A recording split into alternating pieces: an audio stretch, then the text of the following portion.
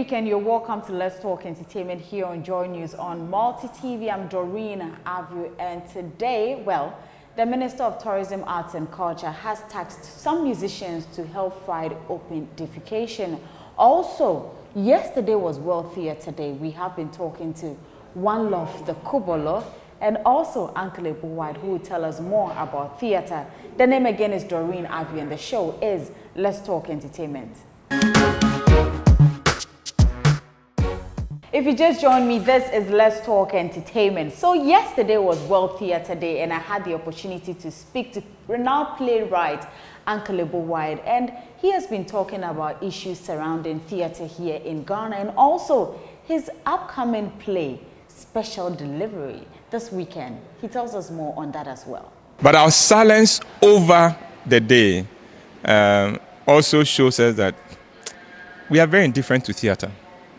You know, I remember when I started this Roverman Productions, you tell people, oh, I do plays, I am in theatre. And they say, oh, concert.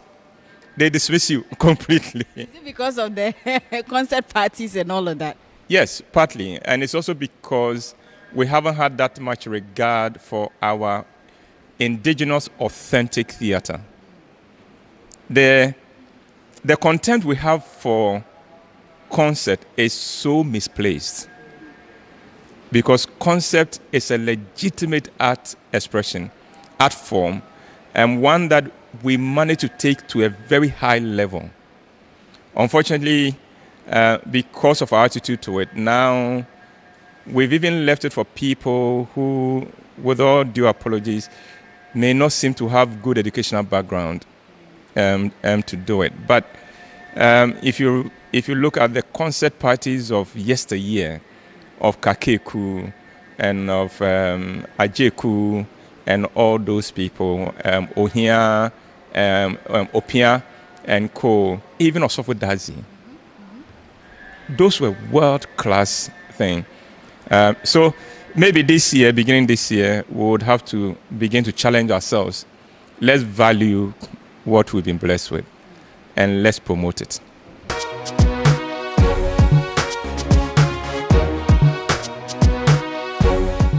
So we have our universities, for instance, the University of Ghana. Yes. They have theatre there, students going there. Winneba, they also go there to, exactly, they go there to study. Yes. And when they are done, yes, for every student there, I can say maybe one way or the other, they are looking forward to join Roverman Productions or a few other, this thing. Theatre groups. Exactly. Yes. But with the rest, what happens to them? For us, we will say that, oh, when Uncle Ebo started, I remember you said when you started, you were making losses here and there, but yes, you never gave up. No. But are some of these students ready to start and make these losses and say that, hey, I won't give up, I would fight my way through to become like Uncle Ebo White? What's going to happen to all these students? I meet a number of them. I have products of Legon here. I have products of Cape Coast here. I have products of Winneba here. In the last audition that we did, we had about 12 of the products of Winneba turning up for the audition, and I was very excited about it. So we gave as many of them admission as we could. There are two kinds of people who are studying theatre at the university. There are those who wanted to study it. They have a certain passion deep within, and they want to develop it. And so they went there out of conviction. Then there are those who are studying theatre because they wanted to be at the university. And this is the course that was available to them. And you can see the difference in the attitude. So the second group who are doing this because it is a course that was available, all they need is to finish, put the certificate aside, and go on and do whatever it was they want. And I think that's legitimate. We should allow them to go that way. My concern is about those who went in here because they believed it. They knew, I have this skill, I have this talent, I have this passion, and they want to do it. And they, one way or the other, find a way of using it. A lot of them have found their way onto TV. some of them on radio. But one way or the other, they are finding very interesting ways of using the training they've received, of giving expression to their passion. I can only hope that as the industry grows and creates more room, they would all find their way here. So not everybody who studied it wants to work with it, and it's the case from day one. But should that be the case where when students go and they don't get the opportunity to study what they want to study, then we just dump them at that particular side that go and do this? Exactly. Unfortunately, that is what we have. That is what we have. I had hoped that with the advent of the multiplying of the private universities, that would have reduced. But because of the high fees of the private universities, that hasn't quite reduced, because unless your parents have deep pockets, you cannot dream of even the private universities. You will need the government universities, and if you go whatever course they give you, that is all right. But having said that, let me also say this, and to everyone who is listening to us, you don't have to study theater to do theater. There are people who also wanted to do theater, wanted to go into theater, and their parents beat it out of them. You know, my child is not going to do concert. Do you understand me? And they'll go at you. You've got to be a lawyer. You've got to be a doctor. You've got to be an engineer. And we have a number of them out there who the passion is not gone. The hunger is not gone. And for them, I would ask that every opportunity you can get to get back into it, it's not too late. Sometimes you'll find that your varied background will make you even more useful in theater when you get into it. So keep that passion going, keep it alive, and let's see you on stage one of these days. Okay. Now, before we wrap up, I know we have something coming up end of this month. Yes. From your productions.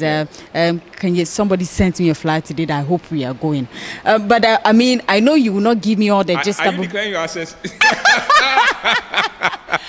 And that was Uncle Ebo White. Now, Wanlov The Kubolor is also in the news. He has been talking about the arts, and also, did you know he's a teacher? Well, he gives us details on that as well. Usually, theater and music are used to better and to enrich the lives of the people by informing them about what's going on in society, by informing them of their rights. And so, if we are in a society where we have sanitation problems, pollution problems, we have, problems with our amenities, bad hospitals, or not good enough health care, and then if these plays that are taking place on these stages are not addressing those things, then they are not really very relevant. They are more just entertainment. But it's good to always have messages in the play. So I'm thinking that maybe these huge plays, because they are not, it's hard to get onto a big stage like the conference center and so on if you are criticizing something very important. So I don't know, so I'm not going to judge, but I would be more happy if there were smaller theaters all around the city or the country doing small plays which are addressing issues in the community. That would be a better sign for me than huge plays which will offend some people who are taking advantage of us. And I don't think they'll get much sponsorship and so on if these plays actually are making the status quo uncomfortable. Yeah, I understand. People are calling for, cinemas in the country. And I think we should, take your side of this particular story about, creating small theaters in the region. I think it would help. Yeah, and it's not much. It's just really supporting the small theater groups, We have one theater group, very good. They are called House of Good Hope. They are based in Newtown, Nima area. Okay. They do very good plays about society, about, let's say, pedophilia, about teenage pregnancy, different, they address a lot of things, And then there's also drama queens. They also do programs on sexuality. Okay.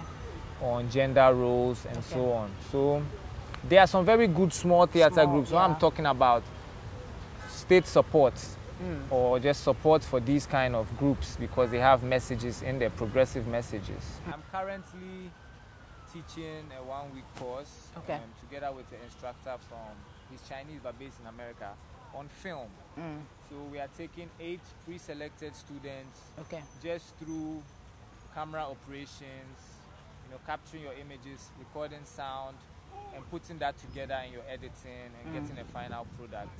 Because there's a lot of young people out there who want to make films, documentaries and films about things that are not given much exposure in our society, like sexuality, like gender roles, like disabilities, sanitation issues, pollution. So these students are being trained to operate a camera, to edit, to record sound so that they can go out there and make documentaries and films. We need more, you know, people like that to bring news and to spread news about what's going on. Do you write as well? Oh yeah, I started everything with writing. And that was Wanlov The Kubolor interacting with my colleague Becky. Now, away from that, the Minister of Tourism, Arts and Culture, Catherine Afeku, has tasked musicians Lucky Mensah and Daddy Lumba to help fight open defecation. And as usual, she made the announcement mentioning their names. Lucky Mensah was there, but she said Daddy Lumba was on his way. I'll tell you whether he made it there or not. Second is to work with our celebrities who are mostly tourism ambassadors to spearhead this fight by starting the campaign immediately. And Lucky Mensah, I'm happy to announce to you that he's here. He's from the Central Region. He's offered to lead and support this campaign. Daddy Lumba is on his way here. When he was made the ambassador and we asked for him to bring a project, that is what he wrote on paper. And we were here with the media and he said he wants to lead the fight on open defecation. So it fits naturally. We're going to add 4 more other artists, but we can't mention their names right here. We will get it to you as they start the campaign. You see them. All right, so that was the minister right there. But Lucky Mensah, who was there, expressed some excitement for his new position. Ado sumwa kwado opulo sumwangbe ado sumwa kwado opulo sumwangonu ado sumwa kwado. I'm also from Central Region. See, we believe that bibi dam recordo our Central Region.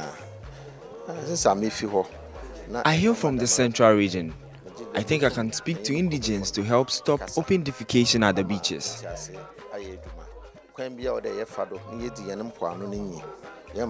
Look very clean.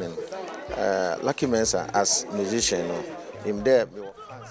As a musician, I'll step in to ensure that the Central Region is clean, and after this, tourists will testify. Mobaya yan areas fancy coastal area empuanon ho beluku crane mobaya se bi fi amanone kwalaba na so oba ho boton mesima hotina obohu mesima hotina wetumu akọ na wekuti ho adanse nti oyemede de dem project anya me do ne se mewa oh munyame se me boyfriend na bre ne se meti media oh munyame ano sumwa kwado no puro supabo sumwa kwado no puro supabate. That was Lucky Mensah, but as usual, Daddy Lumba was nowhere to be found. The minister had said that he was on his way, but we didn't get the opportunity to speak to him. But that would not be the first time Daddy Lumba has missed out on such a program. On Meet the Press, he didn't show up. The launch of Ejako TV, he didn't show up. So when will Daddy Lumba show up?